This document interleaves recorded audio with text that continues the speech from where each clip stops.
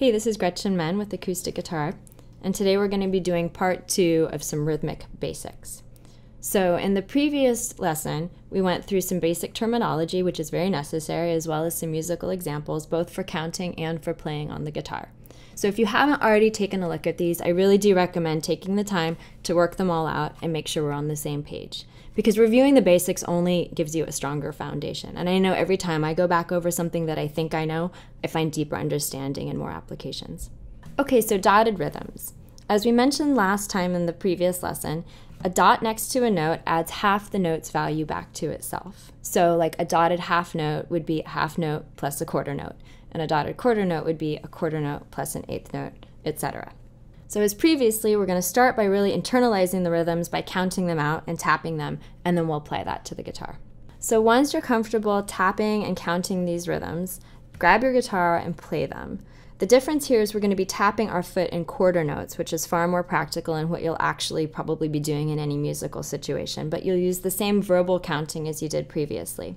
So pick whatever is your favorite note or chord or whatever. The idea is just to make this easy for your fretting hand so you can focus on the rhythms with your picking hand.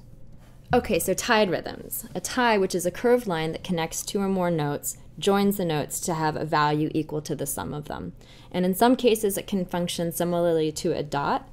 You'll see in example 1b, it could be alternatively notated as shown in example 2a. So even though the two figures are rhythmically identical, example 2a makes it easier to see each beat of the measure. And for that reason, that's why I would probably choose to notate it that way. So triplets and tuplets. So a tuplet is any rhythm that divides the beat into a number of subdivisions of equal length other than as implied by the meter. So in simple meter, the most common by far is the triplet, which is 3 notes in the space normally occupied by 2. So in meters like 3/4 or 4/4, where the beat is a quarter note, an eighth note triplet would mean 3 eighth notes in the space normally occupied by 2. And 16th note triplets would mean 3 16th notes per eighth note or 6 per quarter note. So in notation, the way you'll see a triplet is with a numeric 3 either above or below the group of notes, which are sometimes bracketed. In compound meter, the note value representing one beat is a dotted note. So as in simple meter, we have duple, triple, and quadruple compound meters, 6/8, 9/8, and 12/8 respectively. Okay, so in 6/8, 9/8, and 12/8, that's the dotted quarter. And the best way for me, I think, to understand these, because it can sound a little bit intimidating, is I just think that any compound meter, like 6/8, 12/8, 9/8, whatever, you have groupings of 3. So if you take that top number and you divide it by 3, that gives you how many pulses are in the measure. And then the bottom note just tells you what the note value is. So I see 6/8 and I just think 2 groups of 3. I see 9/8 and I think 3 groups of 3. It's pretty easy to understand, but it's a little bit intimidating to hear at first. I should mention that counting and tapping isn't a strict science. There are a lot of different ways to do so effectively. Like triplet, I happen to count 1, 2, 3, 1, 2, 3. Some people like saying triplet or one triplet. I happen to count 6/8. 1, 2, 3, 1, 2, 3. Some people like to do 1, 2, 3, 4, 5, 6. So go with what feels intuitive, what you've been taught, what your teacher's encouraging you to do. The whole point is just to realize the rhythms as written, not to subscribe to some very strict way of counting it, which might be my way or might not. So as with all of these examples, study them first, understand the concepts, play them on the guitar, and then, I always mention this part because I believe in it so strongly, write something with it. It can be a song, it can be a small idea, but doing so incorporates it into your musical vocabulary. It'll strengthen your understanding of the theory, and it'll then become part of your creative palette, which is ultimately the reason that we're even studying all of this. So example 1a depicts a dotted quarter rhythm in 4/4, a quarter note plus an eighth. So what we're going to do is we're going to tap the smallest subdivision of the beat in one hand. I'm going to be using my right hand. So we're going to be tapping the eighth note. And we're going to go with a nice slow tempo. You can use a click eventually, but I think sometimes it's easier just to first really try to internalize the rhythm and then start playing it with a click. Go very slowly, and then use your left hand, or the hand that you designate, to tap the rhythm. So we're going to count this first. 1 and 2 and 3 and 4 and. And you'll see that we have the words written out below. This is not to get you dependent on looking at words, but more just so you can first internalize how to even tap this rhythm. So we're going to be tapping with our left hand on 1, and we're going to be holding that for 1 and 2, and then tapping on the and of 2, and then on the 3, and then holding that for the and of 3, 4, and then the and of 4. So example 1A with a count of 4 before. 1 and 2 and 3 and 4 and 1 and 2 and 3 and 4 and 1 and 2 and 3 and 4 and 1 and 2 and 3 and 4 and. Okay, so in example 1B, we're going to have the 8th note and the dotted quarter note reversed. So that means that we're going to be tapping on the 1 and then on the 3 and. So example 1B with a 4 count lead in. 1 and 2 and 3 and 4 and 1 and 2 and 3 and 4 and 1 and 2 and 3 and 4 and 1 and 2 and 3 and 4 and. So in examples 1C and 1D, the note values from the previous two figures are halved. So in example 1C has the rhythm of a dotted 8th followed by a 16th. Again, we're going to tap the smallest subdivision with one hand, in this case the 16th note, which I count as 1, E, and A. And then we're going to be tapping the rhythm with our other hand.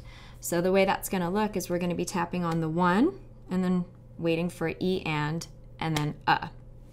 So example 1C, 1 E and 2 E and 3 E and 4 E and 1 E and 2 E and 3 E and 4 E and 1 E and 2 E and 3 E and 4 E and 1 E and 2 E and 3 E and 4 E and. So example 1D, 1 E and 2 E and 3 E and 4 E and 1 E and 2 E and 3 E and 4 E and 1 E and 2 E and 3 E and 4 E and 1 E and 2 E and 3 E and 4 E and. Okay, so looking at example 2A, this is one that is rhythmically identical in terms of how it's actually going to sound as example 1B. And it's just showing how ties can be used in place of dots. In this case, I tend to prefer this way of expressing this rhythm because I find that it's just easier to see where the beats of the measure are. You can look at it and you can actually see where that 2 is, instead of having it fall somewhere in that dotted note and that 4 somewhere in that other dotted note. You actually see the note itself. So the way this is going to sound is exactly like 1B. So example 2A. 1 and 2 and 3 and 4 and 1 and 2 and 3 and 4 and 1 and 2 and 3 and 4 and 1 and 2 and 3 and 4 and. So example 2B shows a quarter note tied to the first 16th of the following beat. So to negotiate this figure, tap the smallest subdivision with your right hand, so 16th notes, while counting out loud and tapping with your left hand. So we're going to be holding 1 E and A, and then waiting for 2, that's still being held over, and then E and A. So the way that sounds, example 2B with a 4 beat count in. 1 E and 2 E and 3 E and 4 E and 1 E and 2 E and 3 E and 4 E and 1 E and 2 E and 3 E and 4 E and 1 E and 2 E and 3 E and 4 E and. Example 2C builds upon 2B with your left hand tapping on the and. So example 2C. 1 E and 2 E and 3 E and 4 E and 1 E and 2 E and 3 E and 4 E and 1 E and 2 E and 3 E and 4 E and 1 E and 2 E and 3 E and 4 E and. So particularly as these rhythms start to get a little bit more complicated, I would suggest go as slow as you absolutely need. I mean, it could be really, really slow too. It's more important to do it slowly and correctly than to work up to doing these quickly. So in example 2D, we're going to be introducing the dotted eighth followed by a 16th note and then a couple of ties. So example 2D. 1 E and 2 E and 3 E and 4 E and 1 E and 2 E and 3 E and 4 E and 1 E and 2 E and 3 E and 4 E and 1 E and 2 E and 3 E and 4 E and. So example 3A shows one measure of eighth note triplets in 4/4. So let's first try counting them. In this case, I think it's much easier just to tap quarter notes and then triplets with your other hand. So we're going to be counting them like 1, 2, 3, 2, 2, 3, 3, 2, 3, 4, 2, 3. Obviously, if that were in 3/4 meter, it would be 1, 2, 3, 2, 2, 3, 3, 2, 3. So this is example 3A with a 4-beat count in. 1, 2, 3, 4. 1, 2, 3, 2, 2, 3, 3, 2, 3, 4, 2, 3. 1, 2, 3, 2, 2, 3, 3, 2, 3, 4, 2, 3. 1, 2, 3, 2, 2, 3, 3, 2, 3, 4, 2, 3. So example 3B contains a triplet rhythm of a quarter note followed by an eighth note. So we're going to again tap quarter notes with one hand and then the rhythm with our other hand. So example 3B. 1, 2, 3, 2, 2, 3, 3, 2, 3, 4, 2, 3. 1, 2, 3, 2, 2, 3, 3, 2, 3, 4, 2, 3. 1, 2, 3, 2, 2, 3, 3, 2, 3, 4, 2, 3. 1, 2, 3, 2, 2, 3, 3, 2, 3, 4, 2, 3. So example 3C introduces 16th note triplets. So we're going to tap eighth notes with the right hand, and then we're going to tap and count triplets with the left hand.